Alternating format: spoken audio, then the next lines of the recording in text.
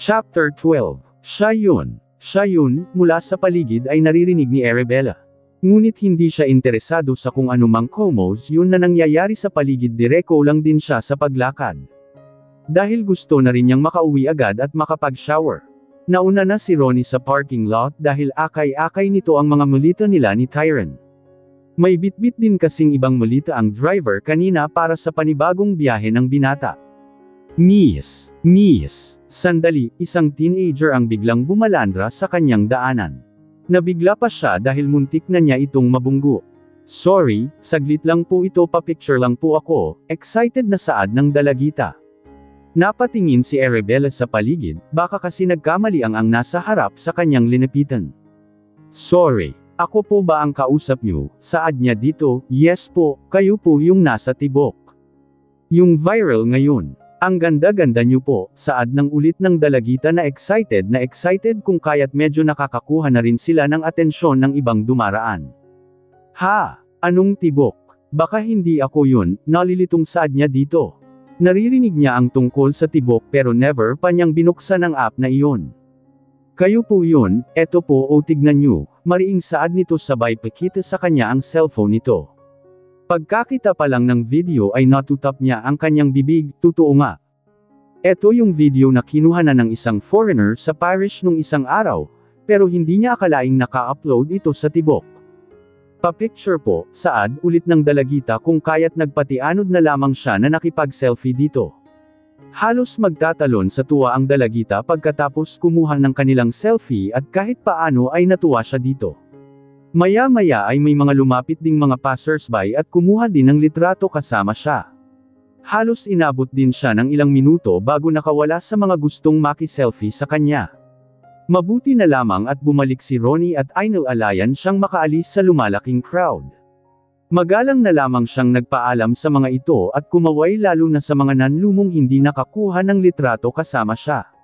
Instant celebrity po kayo ma'am, akalain niyo dinumog kayo ng tao sa airport, si Ronnie habang nasa loob na sila ng sasakyan.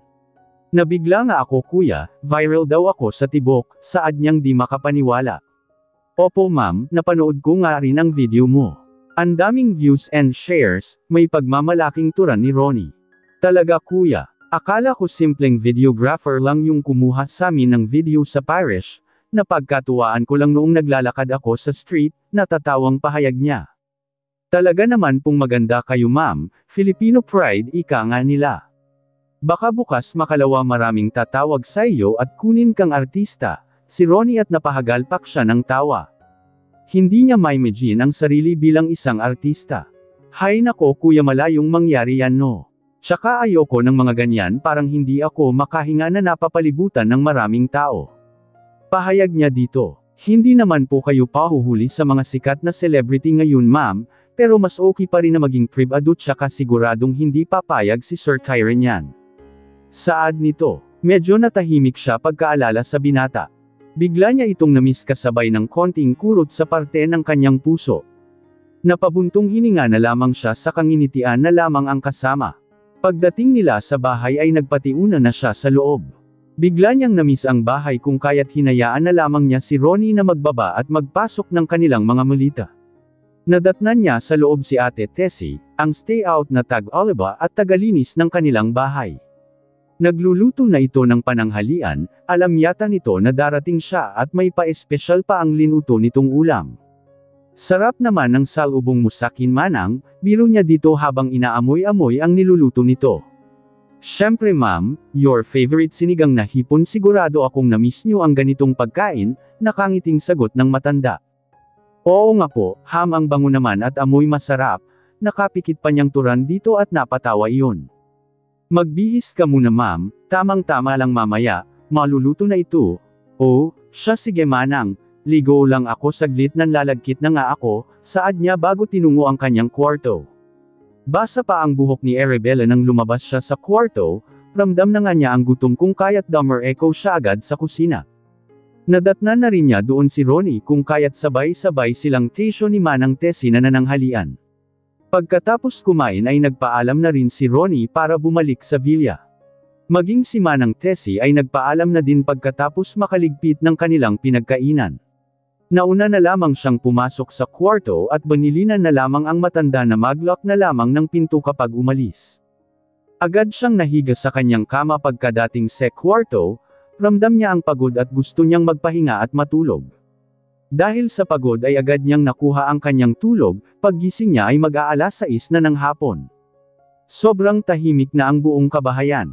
Lumabas siya sa kwarto at tinungo ang kusina para kumuha ng tubig na maiinom, gaya ng dati nababalot ang buong bahay ng sobrang katahimikan.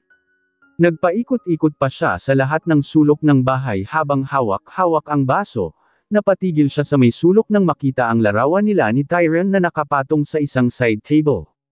Kinuha niya iyon at wala sa sariling hinaplos ang mukha ng binata sa larawan. She misses him a lot, parang isang taon na itong wala sa kanyang tabi kung makahugot ang kanyang puso. Dahil sa bigat ng nadarama ay binalik niya iyon sa table at tumungo na siya sa kanyang kwarto reminding herself na hindi siya dapat makaramdam ng ganoon dahil temporary lamang ang lahat ng ganap sa kanila ng binata. Pagkapasok sa kwarto ay agad hinagilap ang cellphone tsaka umupo sa may sofa malapit sa bintana. Papadilim na rin kung kaya't may mga ilaw na sa paligid. Pagka-connect pa lang niya sa wifi ay napakaraming notifications ang nagsidatingin. Halos isang linggo din siyang hindi nag-connect sa internet kung kaya't hindi na mapunat ang tunog ng mga notifications niya. Si Alex agad ang pinadalhan ng mensahe informing na nasa bahay na siya.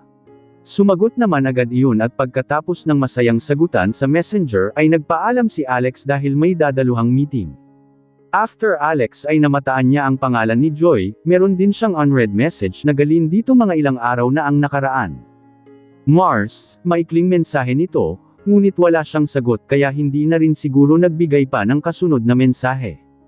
Hello Mars, sorry for late reply ngayon lang ako nag-open ng Shopee, kumusta? Saad niya dito, ngunit wala siyang natanggap na reply mula dito. Marahil ay busy ito kung kaya't hinayaan niya muna ito. Nag-browse siya sa kanyang social media account at di siya makapaniwalang napakaraming tag sa kanya patungkol sa video. Nasa social media na rin ang nangyaring pagdumog sa kanya sa airport at napakaming comments, likes and shares ito.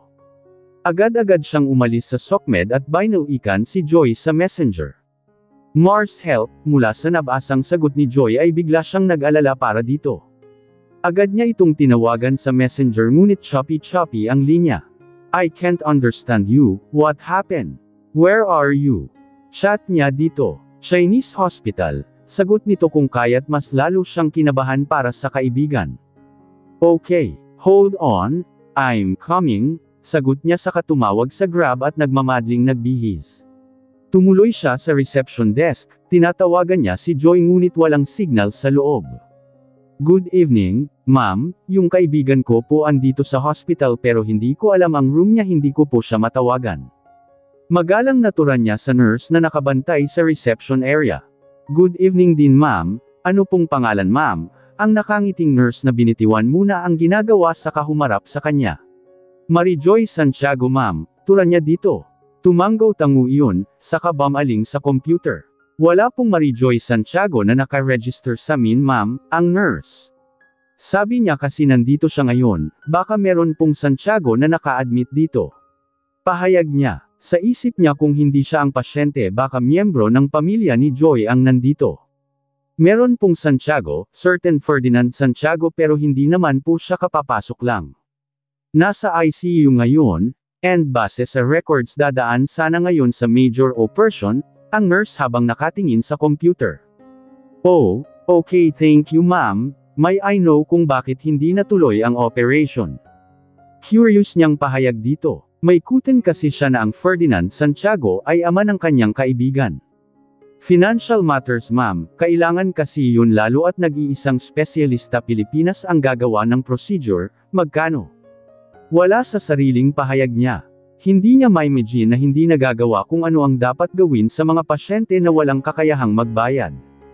Base sa dito sa record ma'am around 1 million, pabalik-balik kasi siya and based from previous record may mga back accounts pa siyang hindi na-settle, pagbibigay impormasyon ng nurse na nasa harapan at di niya napigil ingnas po ang noo. Bigla siyang naawa sa kaibigan, ang saya-saya nitong tignan pero may mabigat din pala itong problemang pinapasan. Can you call the doctor? Pakisabi itutuloy niya ang procedure para kay Mr. Santiago, saad niya sa kaharap. Tinignan siya ng mariin ng kaharap, sa pakiworry nito ay nagbibiro siya at di niya alam ang kanyang sinasabi. Asapla, ang tag niya dito, Ma'am 1 million ang requirement para matuloy ang procedure. Ang nurse na tila ba ng uyam pa, I'll take care of it, madiing saad niya na tila ba hindi pa rin makapaniwala sa kanyang sinabi. Wala ba sa hitsura niya ang makapagbayad ng ganoong halaga? Ma'am, wala na po si Dr. Deus, lumipad na po siya papuntang Amerika nang malamang hindi nakapkyugbayad ang family ni Mr. Santiago ng ganang halaga. What? Bakit ganun? Wala na bang ibang doktor na gagawa? Halos mag-hysterical si Arabella. Bale dadalawa lang po ang doktor na gumagawa ng ganoong procedure dito sa Pilipinas ma'am, si Dr. Deus at si Dr. Chan.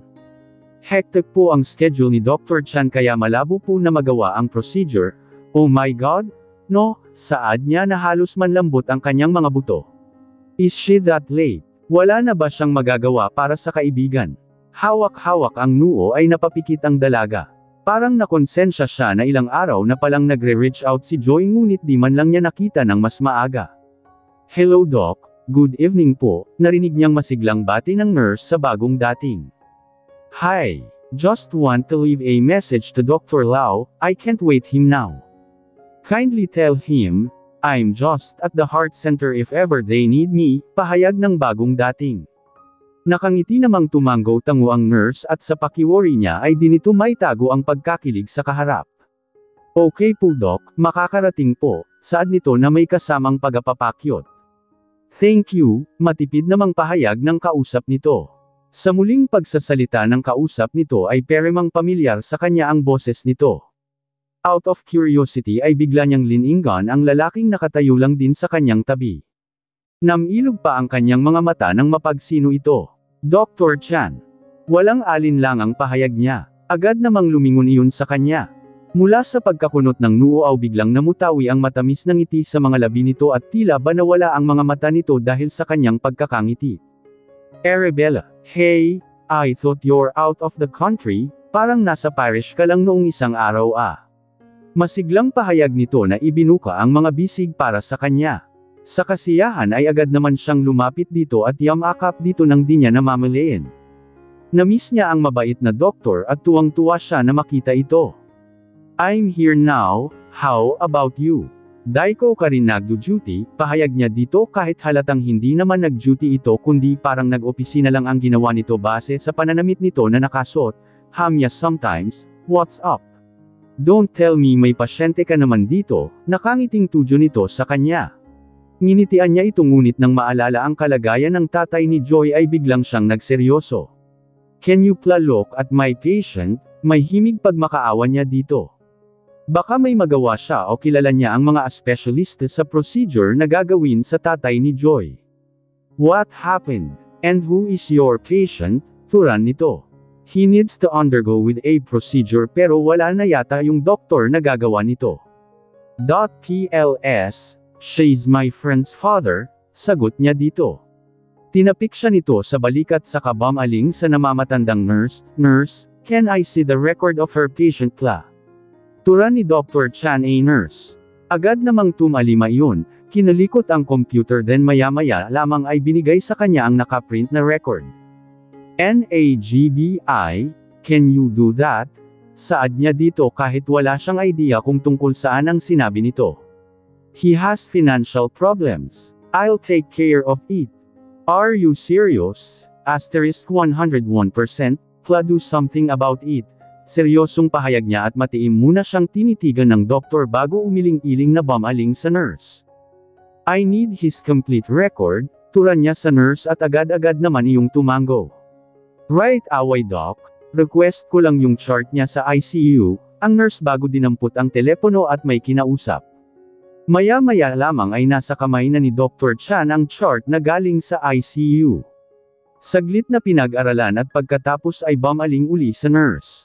Kindly arrange the operating room for NAGB, I'll be back after 1 hour. Thank you, saad nito sa nurse na wala nang ginawa kundi tumanggo-tango sa lahat ng mga sinabi ni Dr. Chan. Pagkatapos ng instruction sa nurse ay hinayla siya ng doktor palabas sa hospital. Where are we going? Kahit nalilito ay nagpaakay pa din siya dito. Let's eat first. Siguradong gugutuman ako sa pinapatrabaho mo sakin, tura nito at napangiti ang dalaga dito. Kahit paano ay nagkaroon siya ng kapanatagan dahil matutuloy din ang operation ng tatay ni Joy. Sinabayan na lang din naman niya ito, malaki naman ang tiwala niyang hindi nito ipagkakalat ang kanyang sekreto. Magaan ang loob niya sa doktor at itinuturing niyang isa ito sa mga taong kanyang mapagkakatiwalaan. Pagkatapos ng kanilang dinner ay agad silang bumalik sa hospital. Nasa operating room na ang pasyente kung kaya't doon na lang sila naghiwalay ni Dr. Chan. Iniwan nito ang pangakong gagawin ng lahat para mailigtas ang tatay ni Joy. Sa sobrang saya ay niyakap niya ito baka tuluyang pumasok sa pintuan ng OR.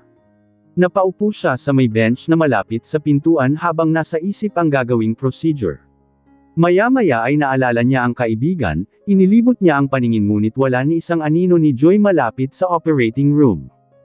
Tamang-tama namang may dumaang nurse papasok sa OR kung kaya't tinanong niya kung nasaan ang bantay ng pasyente. Nalaman niyang narito lang kanina ang bantay ngunit dito nito alam kung saan ito nagpunta. Sinabi pa nitong hindi yun mapakali o di kaya ay nervyos.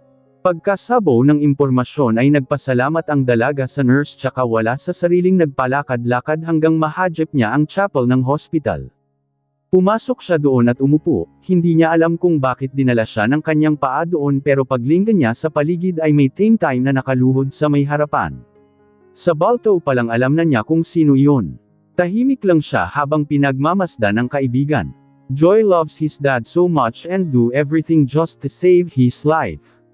Kahit sino namang anak, hindi maaatim na nakikitang nahihirapan ang kanilang mga magulang. Pagtayo ni Joy mula sa pagkakaluhod ay agad nagtama ang kanilang mga mata. Nababanaag ang labis na kalungkutan ngunit biglang kumislap ang mga iyon nang makita siya. Hindi niya namalayan kung paano ito nakarating ng mabilis sa kanyang kinaroroonan at nakayakap na ito ng mahigpit sa kanya. He will be fine, pag-aalo niya dito habang hinahagod ang likod nito. Hindi ko alam kung anong gagawin kung wala ka, thank you very much. Madamdaming pahayag ni Joy at pinisil niya ang mga kamay nito. Don't mention it, ang importante ginagawa na yung procedure at magiging okay na ang daddy mo. Saad niya kung kaya't mas lalong yamakap si Joy sa kanya habang naluluha. Sabi ni Doc it takes 6 to 8 hours ang operation, magpahinga ka muna, pahayag niya dito. Thank you, pero baka may kailangan sila habang wala ako, siya. Everything is okay, tara at samahan kitang kumain, ang dalaga kung kaya't nagpatiayon na din ang kaibagan. Sa isang cozy restaurant niya dinala si Joy para kumain, malapit lang din ito sa hospital na kinaroroonan ng tatay niya. Kahit tapos na siyang kumain kanina kasama si Dr. Chan ay kumain pa rin siya para ganahan ang kaibigan. Sa isang linggo na hindi niya nakita si Joy napakalaki na ang pangayayat nito.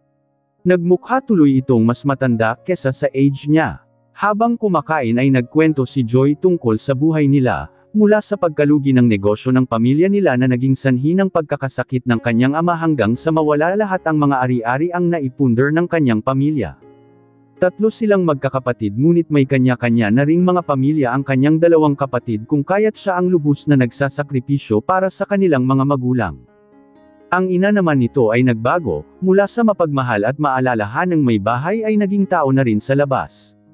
Mas ginugusto na nitong palaging kasama ang mga kaibigan na gumagala at nagmamahjong kaysa tumaw sa bahay. Palibhasa nasanay ito sa marangyang buhay at hindi nakakayanin ang kinahinatnan ng kanilang ikinabubuhay. Pagkatapos nitong magkwento tungkol sa kanilang pamilya ay mas lalo niyang nakitaan ng pagkalungkot ang kaibigan kung kaya't ginagap niya ang kamay nito at pinisil upang sabihing hindi ito nag-iisa. Everything will be alright, andito lang ako para sa iyo, sinserong pahayag niya at lalong naluha iyon. Thank you, you're an angel, pahayag nito at mas lalong pinisil niya ang kamay nito bago sinabihang kumain ng madami. After a while ay siya naman ang nagkwento tungkol sa kanyang sarili. Nakitaan niya ng pamimulag ng mata si Joy lalo na nang marinig ang tungkol sa pagiging mag-asawa nila ni Tyron. Ngunit nakitaan din ng pagkalungkot nang sabihin niyang temporary lang ang status nilang dalawa. Pero magkaganon man naintindihan naman nito ang kanyang sitwasyon at nangakong hindi niya ito ipagsasabi kahit kanino.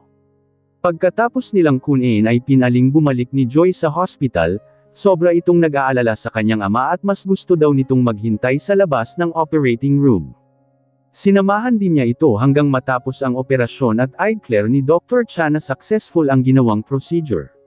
Sa tuwa ay nayakap niya ang binatang doktor, habang natatawa naman itong tinanggap ang yakap niya. Although successful ang procedure, hindi pa rin may aalis na nasa risk pa rin ang kanyang kondisyon. Kailangan pang natin siyang bantayan and monitor, pahayag ni Dr. Chan pagkatapos. Pareho naman silang tumanggo-tango ni Joy na halos hindi alam ang gagawin dahil sa sobrang kasiyahan. Ilang oras din silang naging abala para mailipat si Mr. Santiago sa recovery room. Si Dr. Chan ang personal na nag-asikaso kung kaya't agad-agad ding natapos ang lahat. It's almost done, hindi ka pa ba uuwi? Bilang ni Dr. Chan ang nasa tamang ayos na ang lahat. Samahan ko muna si Joy dito, kawawa naman siyang kung may one siyang mag-isang magbabantay, sagot niya dito. It's alright Mare, umuwi ka na lang di para makapagpahinga. Kaya ko nata. Thank you so much. Kung hindi dahil sa iyo baka nasa bingit pa ng kamatayan ang daddy ko, mabilis namang pahayag ni Joy. Alam niyang kada rating lang kanina ng kaibigan at hindi pa ito masiyadong nakapahinga. Are you sure? Paninigurado niya kay Joy at tumanggo-tango yun. I'll send you home, pahayag ni Dr. Chan at halos iisa ang ulo nila ni Joy na tumingin dito. It's late night na, delikado na ang magbiyahe ng mag-isa. I'll be back in a minute, punta lang ako saglit sa doctor's room, si Dr. Chan na hindi na hinintay ang kanyang sagot. Sigurado ka bang kaibigan mo lang yun? Maya-maya ay pahayag ni Joy nang mawala sa kanilang paningin ang doktor. Of course, nature lang talaga niya ang sobrang caring. Saad Angia dito, di mo sure, si Joy at pinangunutan niya ito. Sa bagay, gwapo naman, maginoo pa. Pwede nang pamalit kay Tyron Alegre kapag nagkataon, si Joy at kulang na lang batukan niya ito sa kapinandilatan ng mata. Kukurutin pa sana niya ito ngunit nakabalik na si Dr. Chan sa kinaroroonan nila. Sigurado kang kaya mo na ha. Tawag ka lang kung may kailangan ka, paninigurado niya kay Joy. Oy, am very sure, ingat kayo. Doc Pak iingatan ng kaibigan ko maraming salamat sa pagliligtas sa tatay ko, bilang nito sa doktor at isang matamis na ngiti lang din ang isinagot nito. Nagyakapan pa sila ni Joy bago sila lumabas sa recovery room at tinungo ang parking lot. 3:00 na ng madaling araw nang makarating sa bahay si Arabella. Hindi na rin siya nag-atubiling papasukin pa si Dr. Chan sapagkat alam din niyang pagod na din ito. Nagpasalamat na lamang siya sa mabait na doktor bago bumaba sa sasakyan at pumasok sa loob ng bahay. Pagkatapos hugasan ang katawan ay kinuha ang cellphone bago inihilig ang katawan sa kama. Agad namang nagpakita ang mensahe ni Alex mula sa kanyang messenger. Did you sleep till dawn? Bakit ngayon ka lang nag-online? Si Alex sa kabila. Nope, I just forgot to turn it on, why? Saad niya dito. Kuya has been pestering me, bakit daw di kanya makontakt? Si Alex, habang nakikinita niyang nakalip-out ito sa pagtatype mensahe. Biglang nagising ang diwa ng dalaga sa sinabi ni Alex. Totoo ba? Kino-contact siya ni Tyron Alegre. Biglang sumilay ang matamis na ngiti sa kanyang labi. Ganun ba? Bakit daw? Sagot niya kay Alex, hindi pa nga niya makapa kung ano ang tamang sasabihin niya dito. Nasa US na siya, he's celebrating anniversary with Samantha right now. Sagot ni Alex. Unti-unting nawala ang mga ngiting sumilay sa kanyang mga labi kanina lang nang malamang kino-contact siya ng binata. Napalunok pa siya ng ilang ulit at di malaman kung ano ang isasagot sa kaibigan. Sa tagal ng kanyang reply ay nag-send ulit ang kaibigan, this time ay picture ni Tyron at Samantha habang kapwa nakangiti at magkayakap. Sa nakita ay biglang bumigat ang kanyang dibdib para siyang nasusuffocate kung kaya't napahinga siya ng sobrang lalim. Oh okay, pakisabi happy anniversary, reply niya kay Alex habang pinipigilan ang kanyang mga luha. Baka nag-aalala sa'yo, just keep your phone open, sagot ng nasa kabila at napangiti siya ng sobrang pait. I'm okay, he doesn't need to check on me, saad niya dito. Pagkalipas ng ilang salaita ng mensahe sa messenger ay nagpaalam na si Alex sa kanyang ngunit nakalipas na ng ilang minuto ay nakatitig pa rin siya sa kanyang cellphone. She has lots in her mind at the same time she's trying to ignore what she feels inside. Napapikit siya ng mariin, kahit ano pa man ang iisipin niya, kahit ilang ulit makaramdam ng kurot sa dibdib hindi talaga mababago ang ideyang hindi para sa kanya si Tyron. Bumuntong hininga siya ng ilang beses bago ipinatong sa side table ang cellphone. Inihiga ang sarili sa kama at mariing pumikit. Ang tanging dasal niya sa pagkakataong iyon ay makatulog agad para makalimutan niya ang hindi magandang nararamdaman. Dahil madaling araw na siyang nakatulog ay pasado 10:00 na siya nagising. Gaya ng dati dumireko siya sa banyo at naligo. Pagkabihis ay bumaba na siya mula sa kwarto at tinungo ang dining area. Kumikulam na ang kanyang sikmura at lalo pang naramdaman ang gutom ng maamoy ang adobo mula sa kusina. "Good morning ate," bati niya kay Ate Luz habang abala sa ginagawang pagluluto. Ngumiti ang matanda, ngunit napagtanto niyang hindi pala ito nag-iisa. Naroon din ang driver ni Tyron na si Kuya Ronnie at nagkakape. "Hello kuya," ang bati niya dito. Hindi kasi nagpupunta si Kuya Ronnie kung wala ang kanyang amo. "Magandang umaga ma'am, late kayong nagising ngayon ah." Pahayag nito na sinabayan ng pagngiti. "Oo kuya, pinuntahan ko kasi si Joy sa hospital mga madaling araw na ako nakauwi." Turan niya habang kumukuha ng tasa para magtempla ng kape. Ganun ba? Close po yung phone ninyo?" Pasimpleng tanong nito. "Baka deadbat na, hindi ko napansin kanina, tumatawag po kayo." Saad niyang medyo ipinihit ang katawan para tignan ito. "Hindi naman ma'am, kahapon ka pa daw hindi makontak ni sir," sagot nito. Medyo napangiti siya ng konti pero bigla ring sumeryoso nang maalala ang picture na finorward ni Alex. "Pakisabi po okay lang ako dito," pilit ang ngiting ibinigay niya dito. Tumanggo naman iyon ngunit parang nag-oobserba. Kumukuha siya ng plato at kubyertos nang biglang tumunog ang cellphone ni Kuya Ronnie, agad siyang napalingon dito at pati ito ay napatingin sa kanya. "Si Sir Tyron," turan nito. "Sabihin mo kuya natutulog pa ako," biglang turan dito. Nagtatanong ang mukha nito ngunit lumabas sa dining upang sagutin ang tawag ng binata. Pinagpasalamat naman niya na naintindihan siya ni Kuya Ronnie dahil kung hindi ay wala siyang alam na sasabihin dito. Patapos na siya sa pagkain nang pumasok ulit ang personal driver ni Tyron sa dining room. Lumapit sa mesa at umupo sa kaninay kinauupuan habang nagkakape. "Ano pong itinerary niyo ngayon ma'am?" Maya-maya ay pahayag nito. Bigla siyang tumigil sa pagnguya at saglit na inisip ang itinerary niya ngayong araw.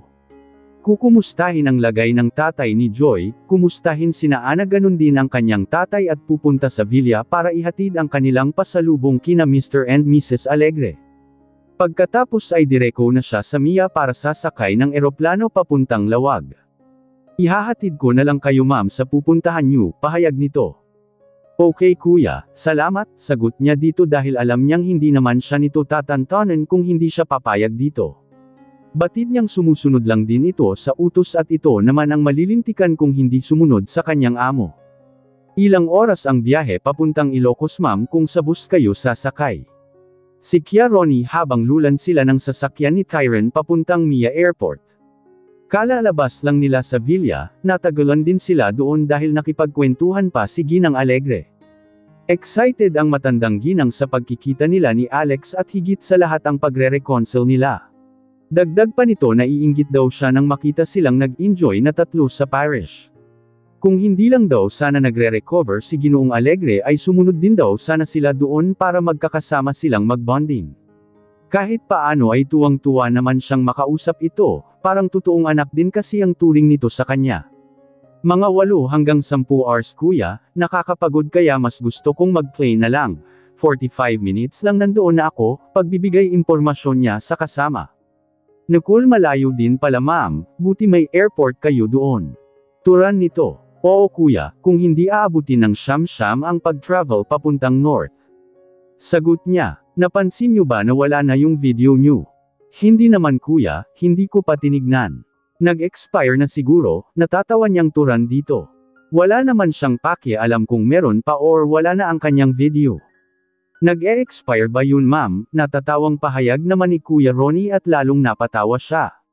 "Hindi ko alam kuya, pero mas okay na kung wala baka dumugan na naman tayo ng mga tao," pahayag niya dito. Sabagay nga ma'am, pati ayon naman nito habang nakangiti. Ingat kayo doon ma'am yung cellphone nyo ba naka-open? Si Kuya Ronnie nang makarating sila sa parking lot ng Mi Alpha, oo kuya salamat. May susando ba sa iyo doon ma'am? Ilang minuto ang travel papunta sa bahay nyo? Sunod-sunod na tanong nito at napatawa siya.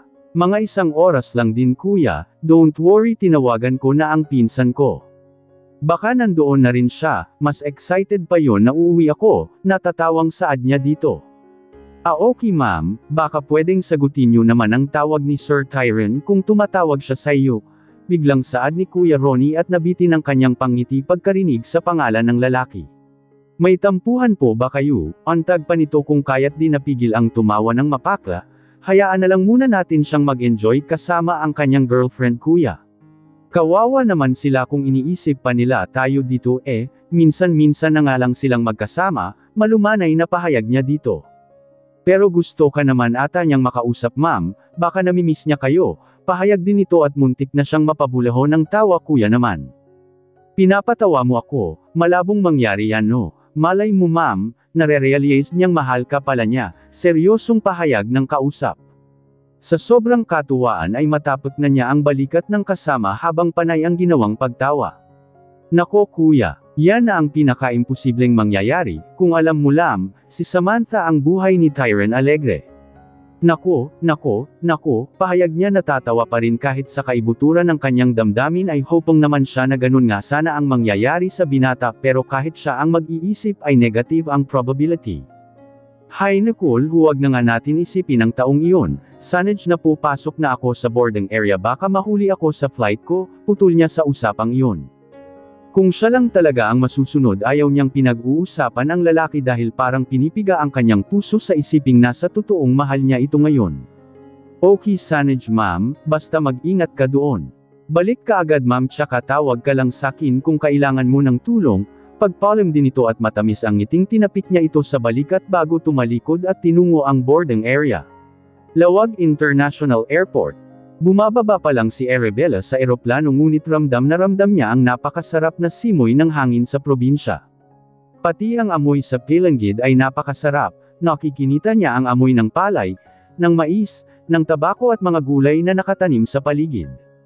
Inson, palabas na palamang siya sa may exit ng airport ngunit kitang-kita na niya ang pinsang si Michael.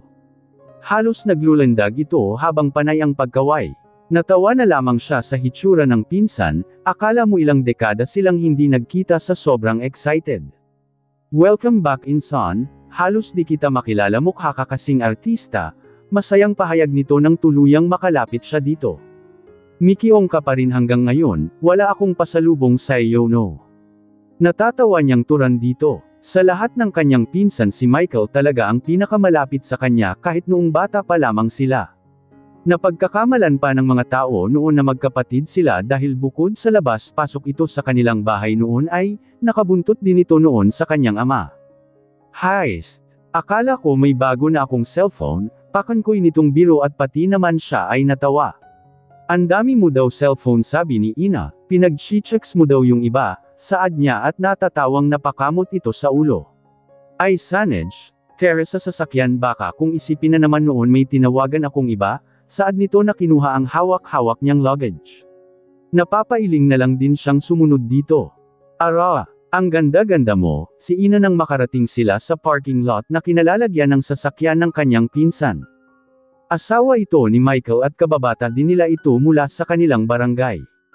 Hahaha salamat, kumusta, turan niya dito. Magkakaedad lang silang tatlo pero mukhang mas matanda ay Rose sa kanya, dahil siguro sa pangaganap nito or consummation sa kanyang pinsan. Mabuti naman sa awa ng Diyos, mabuti at nakauwi ka namimiss ka na rin namin. Turan nito na nasa mukha din ang sobrang tuwa. Ako din, miss ko ding umuwi. Asan yung mga bata, tanong niya sa mga ito nang walang makitang chikaitang nakasama nila. Heist! Iniwan na namin sila, ang kukulit, sagot nito na natatawa Jean Aston nyo yan, dapat panindigan nyo. Turan naman niya at natawa Leon. Inson sa Robinson muna tayo, biglaan kasi ang bakasyon ko kaya hindi ako nakadala ng mga pasalubong, turan niya sa pinsan nang makalulan silang lahan sa sasakyan. Okay insan, you're the boss, nakangising pahayag nito bago inapakan ang silinyador at tuluyan na silang umalis sa airport. Mukhang bago itong sasakyan mo insan, pansin niya sa sinasakyan nila. Dati kasi old model lang na kotse ang sasakyan nito ngunit ngayon ay naka-MB van na ito. Swap lang yan insan, medyo sinuwerte sa bawang noong nakaraan kaya pinalitan ko na rin. Lahat na kasi ng bahay doon sa tin ay naka-van na, saad ng pinsan at tumanggaw-tango siya. Wow! Progresibo na ang mga tao sa ating nayon ha. Ang galing naman insan. Oo insan, medyo maganda-ganda kasi ang ani ng palay at bawang ngayon. Maganda kung ganoon insan, taniman mo lahat yung lupa ni Papa, maganda sana kung masipag-sipag sa bukid ang pinsan mo, naku itsura lang nito, sabat ni Ina. Siyempre, may trabaho naman ako sweetheart, ikaw naman, saad ni Michael at minusuan siya ng asawa. Natawa naman si Arabella sa asal ng dalawa, parang iba ang sweetness ng dalawa ngayon kesa noong nagliligawan pa ang mga ito.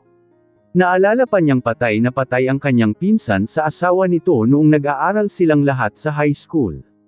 May pahatid sundo pa ang hipag kasama ang flowers at chocolate. Insan nagugutom ako, pahayag ni Michael nang makapasok sila sa Robinson. Natawa siya sa pinsan ngunit hinayaan niyang ito ang pipili ng kanilang kainan. Sa Max sila napadpad at doon ipinagpatuloy ang kanilang kwentuhan. Pagkatapos kurnain ay dinala niya ang mag-asawa sa bilihan ng cellphone, tuwang-tuwa ito nang papiliin niya ito ng gustong unit and brand talaga insan. Woo! Ang swerte ko talaga, masayang saad nito ngunit pasimpleng kinurot ito ng kanyang asawa. Pili ka na rin ng salyo Ina para may pangtawag ka sa kanya kung late umuwi, saad niya kay Ina at di rin may larawan ang sobrang katuwaan nito. Ay hihihi thank you, saad nito na kumari pa din para tumingin ng cellphone. Insan wala pa akong damit para sa reunion natin, malambing na saad ni Michael, inakbayan pa man din siya paglabas nila sa bilihan ng cellphone. Hay! Huwag kang palaluoy, wala pang isang oras si Ara dito bankrupt na agad na sita ni Ina sa asawa. Sanaj, bibili tayo, pahayag niya kung kaya't lalong natuwa iyon. Thank you insan, bait-bait mo talaga, si Michael na halos gataingga ang pagkakangiti. Haist! Masyado mo ini-spoiled yang pinsan mo, reklamo ni Ina at nginitian niya lamang ito. Okay lang yan, paminsan-minsan lang naman. Kuha ka din ng gusto mo pati yung mga bata, tura niya dito. Nagliwanag naman ang mukha ni Ina at excited ding pumili ng mga damit sa store. Pagkatapos nila sa department store ay inaya ang mag-asawa sa grocery. Tiyak maraming tao ang pumupunta sa bahay nila ngayon kapag nalaman ng kamag-anak na umuwi siya. May makikikape, makikimerienda at makikikain. Parang fiesta palagi sa bahay nila kapag umuwi, naroon ang iba't ibang pinsan niya ganun din ang mga kapatid ng kanyang mama. Ang dami naman nito pinsan, parang abasto na natin ito ng ilang buwan, si Michael habang ikinakarga sa sasakyan ang kanilang pinamili, baka hindi aabot ng 3 araw yan, doon na lang natin bibilhin yung iba, pahayag niya. Okay insan, iba ka talaga kapag nagbakasyon dinaig mo ang mga galing abroad, natatawang pahayag ni Michael at di rin niya napigil ang huwag matawa. Matutuwa na naman ang mga tao doon ngayon, sabi nga ni nanay magpapabili daw siya sa iyo ng big para kanyang alagaan, patuloy pa nito. Kaya pa ba ni tita? Oo insan, malakas pa yon. May mga kambing pa nga siya, alam mo na exercise sa hirap kaya malakas pa hehe. O edi bilhan natin, meron ba dun sa atin, marami insan, hay sobrang matutuwa yon. Dami nating pinapabili kay Ara, sa susunod hindi na siya uuwi dito, si Ina at nginitian niya ito. Hindi naman niya naisip ang ideyang iyon, ang iniisip niya ay napapasaya niya ang kanyang mga kamag-anak paminsan-minsan. Hindi naman siguro aaray ang kanyang ipon sa kanyang pag-uwi. Minsan-minsan lang naman Ina, okay lang yan. Masaya naman ako na makita kayong lahat, yan ang pinsan ko. Mabait, hindi mademo at higit sa lahat maganda nako ang swerte-swerte ng mapapangasawa mo insan, may pagmamalaking pahayag ni Michael habang busy sa pagdadrive. Speaking of mapapangasawa, wala ka pa bang boyfriend Ara, si Ina sa dalaga? Hindi naman siya makasagot, wala kasi siyang balak sabihin na may asawa na siya ngunit hanggang 3 taon lang. Sa isiping iyon ay napatawa siya nang wala sa oras. Hay naku, sa ganda mong iyan insan. Bulag ba ang kalalakihan sa Maynila? Turan ni Michael kung kaya't mas lalo siyang natawa. Tamang-tama, baka taga dito nga sa atin ang iyong soulmate. Excited nga si Mayor noong nalaman niyang uuwi ka, ay nako. Huwag mo ngang inerereto ang pinsan mo sa Mayor na yan, abay bakit? Guwapong lalaki naman si Mayor, mabait pa. Tsaka noong high school tayo si Inson lang hindi nabuli ni Mayor. Akala ko dahil principal si tita, yun pala crush daw niya si Inson, si Michael na natawa. Pati siya ay nakitawa rin, di nga niya alam ang ganang kwento. Talaga nga namang bully at siga noon si Joseph De Lara, mabuti at naging mayor na. Bakit hindi? Matagal ding naging mayor ang daddy nito sa bayan nila. Heist! Tigilan mo ang pinsan mo, pareho kayo ng karakas ni Mayor dahil magbarkada kayo no. Si Ina at napahalakhak silang tatlo. Paano palaging Mayor ang rason nito? Si Mayor kasi nag-aya, may pakain si Mayor, may pupuntahan si Mayor at kung ano-ano pa. Bakit di na lang si Mayor ang pinakasalan mo Aber? Sermon ni Ina sa asawa at sobra siyang natuwa sa tinura nito. Talaga nga namang magbarkada sina Michael at Joseph noon-noon pa, yung tipong hindi makakaalis yung isa kapag hindi kasama ang isa. Hanggang ngayon pa pala ganun pa rin sila. Bakit ba kasi hindi pa iyon nag-asawa? Nahihiwaga ang tanong niya. Question ko na nga rin yan, parang mas gusto nga niyang makasama bugok mong pinsan kesa mag-asawa, si Ina na animo na yayamot. Ewan ko ba dun, may girlfriend naman siya kaso masyadong selosa. Anak nung may-ari ng sikat na resort sa atin, paano hindi magseselos yun mukha namang hindi matino si Mayor pagdating sa mga babae. Kaya ikaw huwag kang gamaya gaya kay Mayor kung hindi sesemain ka sakin, pagbabanta ni Ina na may halong pagbibiro. Natahimik ang pinsan niya sa sinabi ng asawa nito kung kaya't di niya mapigil ang matawa. Kung ano-ano pa ang pinagkumwituhan nila bago sila makadating sa kanilang nayon.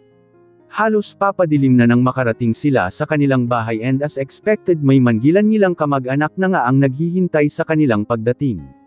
Kanya-kanyang yakap at halik ang ibinigay sa kanya at sobrang natutuwa siya sa mainit na pag-welcome ng mga ito sa kanya kahit paminsan-minsan lang siyang umuuwi dito. Ang dating bahay nila ay ganoon pa rin, kahit hindi siya nakatira dito ay napapanatili naman ng kanyang pinsan ang kaayusan ng bahay. Kung may masisira o di kaya ay magpipinta ay sinasabi naman niya sa kanya at binibigyan niya ito ng panggastos. Ito na lang kasi ang alaala ng kanyang mga magulang kung kaya't ayaw niyayang masira ang pinundar ng mga ito. Bungalow ang kanilang bahay, may 3 kwarto, may malawak na bakuran. Kung noon ay piling-pili ang mga halaman ngayon naman ay napakaraming halaman sa paligid dahil hobby din ni Ina ang pagtatanim tuloy magparang sanctuary ng bougainvillea ang kanilang bakuran. Inson may meeting pala tayo bukas para sa Grand Alumni Homecoming, sa bahay daw ni Mimi. Si Michael bago pa siya tumungo sa kanyang kwarto kinagabihan. Past 11 na ng gabi, ngayon lang naisipan ng kanyang mga kamag-anak na magkakahiwalay. Sa dinami ng kwento ng mga ito parang hindi niya naramdaman ang pagod. Sige Inson, bukas ulit, good night, paalam niya dito bago tinungo ang kanyang kwarto. Pagpasok niya sa kwarto ay wala siyang nakitang nabago, ang design at pati ang mga nakadecorate ay ganun pa rin. Napalitan nga lang ng mga kurtina at beddings. Nagpapasalamat din siya kay Ina dahil kahit paano ay naaalagaan din ang kanyang mga gamit kahit paminsan-minsan lang din siyang umuuwi. Plus sobrang linis nito, hindi nga alang kasing ganda at elegante kagaya ng kwarto niya sa bahay ni Tyron pero hindi naman pahuhuli sa kalinisan at kaayusan. Kanya-kanyang bati ang magkakabatch ng magkitikita. Parang nabalik lang din ang kahapon para sa kanila. Yung iba successful in their own fields, yung iba naman may kanya-kanya na ring mga pamilya. Hindi niya alam kung tama ang kanyang sagot o hindi dahil lahat naman ay napatingin sa kanya. Dapat isinama mo rin siya para makilala namin siya, ano ba naman ang 2 araw di ba? Busy kasi baka sa susunod lang, heist. Kung talagang mahal kanya dapat sinamaham kanya dito. Kita mo yung asawa ni Deborah. Umuwi rin siya para samahan siya businessman pa yun ah. Ano pala work ng mister o fiancé mo, gusto na niyang mag-quit makipag-usap sa mga ito dahil tungkol naman sa kanyang personal na buhay ang tinatanong ng mga ito. Alangan sabihin niya ang totoo. He's into small-scale business lang naman, saad niya na medyo kinagat ang labi. Alangan sabihin niya CEO ng multinational company ang kanyang mister. Ni hindi nga nito rin recognized ang kanilang kasal no. You better think twice friendship, kung gusto may paraan kung hindi gusto maraming dahilan, saad ng isa kong kuyat na pangiti na lamang siyang tumatango sa mga ito. Ayan na si Mayor. Hi Mayor, isa-isang bati ng lahat kung kaya't nagpasalamat siya sa pagdating nito. Baka hindi na niya alam ang sasabihin kung patuloy ang pag-interrogate ng mga ito. Hello batchmate, kumusta kayo? Ang bagong dating na napakalawak ang pagkakangiti. Isa-isa nitong kinamayan ang madadaanan at tinatapik ang mga balikat ng kalalakihan. There you are, how are you Miss Beautiful Arabella Simon? Turan nito nang iabot nito nagkamay para makipag-shake hands. Very much okay Mr. Mayor, sir. Sagot niya dito at napangiti ito ng matamis. Call me Joseph, para naman hindi tayo mag-batch, saad nito at tumawa ang lahat. Hindi nagtagal ay sinimulan na ang meeting, kung ano ang kanilang pakulo sa motorcade, ano ang project nila sa school at kung ano-ano pa. Hindi na rin umalis sa tabi Angia si Mayor Joseph, panay din ang kantiyo ng kanilang mga kaklase na bagay daw sila o di kaya naman daw ay sila na lang mag-asawa. Hindi na rin lang niya pinansin ang mga iyon bagkus ay nag-enjoy siya na kasama ang mga dating kaklase at mga kaibigan. Why the rush bro? Si Matthew pagkalapit ni Tyron Alegre sa manonyabre niyang helicopter. Katatapos lang ang engagement niya mula sa programa ng Kapitolyo nang tumawag ang isa sa matalik niyang kaibigan. Tyron is a workaholic animal ever since he took the presidency of their business. Kung meron itong pupuntahan at gagawin dapat ay naka-schedule. Ano't ora-orada itong magpapakuha sa Manila going to North. Mabuti na lang at meron siyang license sa pagpapalipad ng eroplano, wala pa naman ang kanilang piloto. Cut the crap bro, I just want to visit your place. Formal lang nasagot nito sabay akyat sa eroplano kasunod ang personal driver nito na tumanggaw sa kanya. Woo! That reason bro, nagmamadali pa akong pumunta dito. And mind you may engagement ako mamayang gabi, turan niya sa lalaking formal nang nakaupo sa may likuran ng helicopter. Then what are you waiting for? Terrenal, saad pa nito na ewan kung nanadya o ano. He is the governor of Ilocos Norte, itong si Tyron Alegre lang ang nakakapag-utos sa kanya ng ganito. I'll pay you, saad nito at napamura siya ng malutong. Kailan pa siya nagpabayad sa taong ito? You're crazy man. Akala ko nga nasa US ka pa spending anniversary with Samantha. Anong nangyari? Curious niyang pahayag dito. Saksi din kasi pagmamahal nito kay Samantha, they have been buddy in US even after Harvard kaya kilang-kilala nila ang isa't isa. Don't mention it, focus in your driving, saad nito at napangisi siya. Sa bagay mabuti na rin yan para makapag-unwind ka, you're older than your age na, kantiyo niya dito at biglang napangunot iyon ng noo, hahaha kailan ka ba huling tumingin sa salamin bro? Patuloy niya at napahawak iyon sa mukha. Di bale, mag-enjoy ka sa norte. Ipapakilala kita sa mga Ilocona, mababait at mapagmahal ang aming Ilocona. Oh wait, tamang-tama may kasamang chicks ang aking girlfriend, hindi lang basta chicks beauty queen pa. Turan niya at napailing iyon sa kanyang kalokohan. Pati ang kasama nitong personal driver ay napangisi din sa sinabi niya. Bro huwag mong lasunin ang inosente kong pag-iisip. Besides I have important matter to do in the north. I'm interested with Hannah's resort that you talked about during our last conversation, saad nito at napahalakhak siya sa tinuran ng kaibigan. Okay. Walang duda na ikaw ay isang alegre, puro business ang laman ng iyong isip.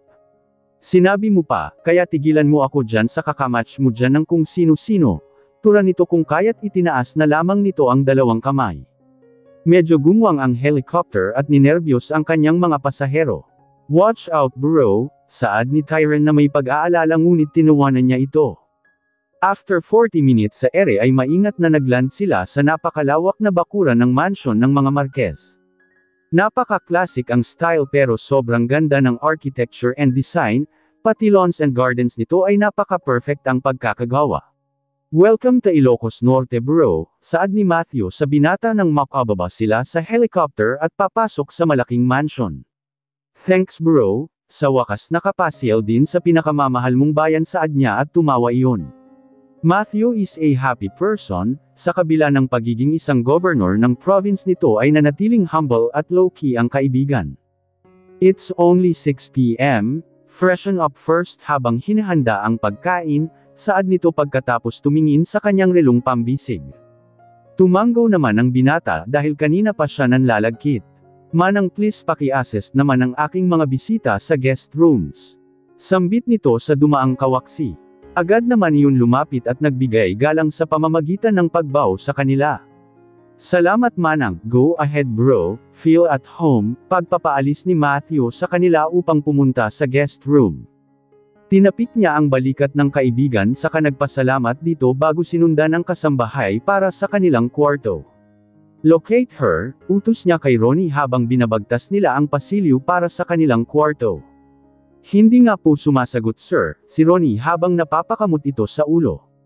Try nyo sir baka sumagot sa inyo, maya-maya ay nakangising saad nito.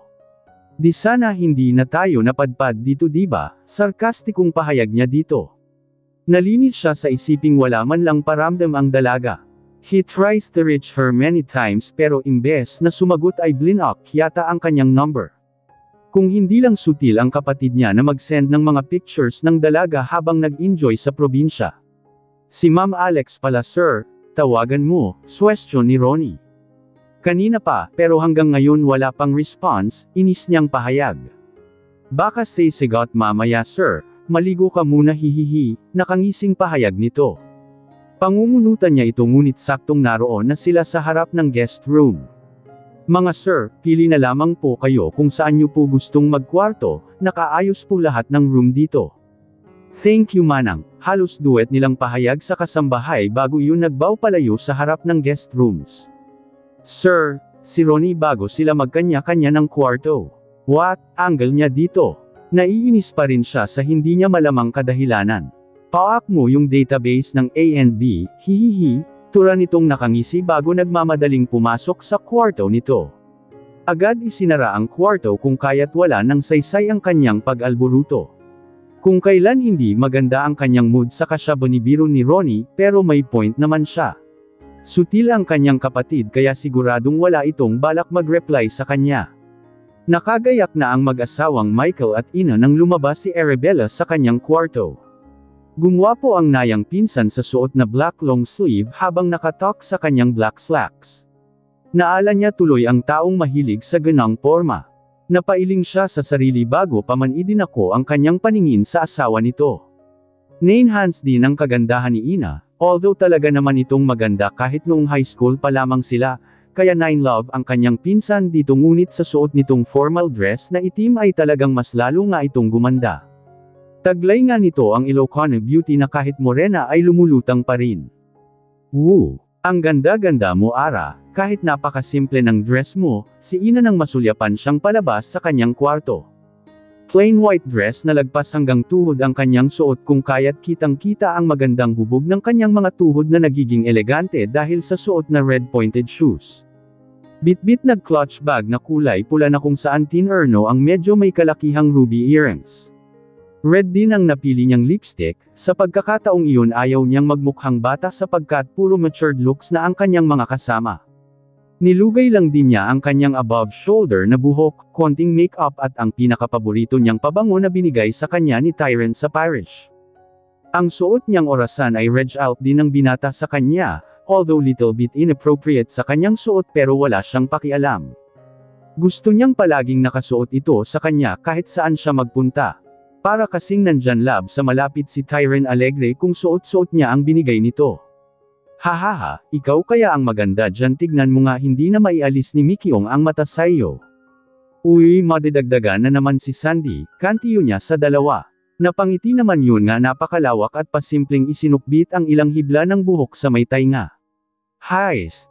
Tama na yang bolahan ninyong dalawa, late na tayo dahil sa kapapaganda nyo. Sumakay na kayo sa sasakyan, pagkakakot ni Michael sa dalawa. Halos mangkasabay nilang tinaasan ng kilay ang lalaki ngunit nauna na itong nagmarcha papunta sa sasakyan. Pagdating nila sa reception ay halos mapuno na nga auditorium ng munisipyo. Pinakamarami ang participant sa Grand Reunion ngayon kung kaya't nagdesisyon ang organizer na sa municipal complex ang gagamitin. Sa tansya nila ay aabot nga mahigit kumulang 1,000 ang attendees, the biggest and grandest reunion daw ng BNCH sa lahat. Sa kabila ng dami ng attendees ay maayos naman ang lahat, may kanya-kanya hilera ng table ang bawat batches kung kaya't hindi sila nahirapan sa paghahanap ng kanilang mga kasamahan. Naka-reserve na rin ang kanilang table dahil nauna nang naroon sina Mimi at Deborah na super sexy at magaganda sa kani-kanilang mga damit. Nakipagbeso-beso agad ang mga ito sa kanya, at magiliw na hi and hello naman ang binigay sa kasama niyang mag-asawa. Medyo sa may gitna na rin sila nakapwesto dahil tulad niya ay hindi pa daw masyadong matagal ang mga itong dumating. Ipinagkibit naman nila ito dahil nakakapagkwentuhan pa rin naman sila, panay din ang kaway sa mga batchmates nila na dumadating at pumupunta sa kani-kanilang upuan. Naroon na rin si Mayor na halos kinakausap ang lahat ngunit agad lumapit sa kanilang table nang makita silang dumating. Napakalawak ng pagkakangiti nito habang formal lang ang kasintahan nitong nakaaklas sa mga bisig nito. Lihim pang nagsipagkurutan ang mga kasama nila dahil parang wala yata sa mood ang girlfriend na hindi man lang ngumingiti. Maganda, sexy at elegant ito, halatang mayaman base sa pananamit at kilos ngunit mukhang saplada at hindi marunong makisalamuha sa mga tao. Sa Maynila daw ito nag-aral mula elementary hanggang college kung kaya't hindi ito alumni sa dati nilang eskwelahan. Hinihintay pa nila ang kanilang guest speaker kung kaya't nakikipagkumustahan muna sila sa iba't ibang taong naroon.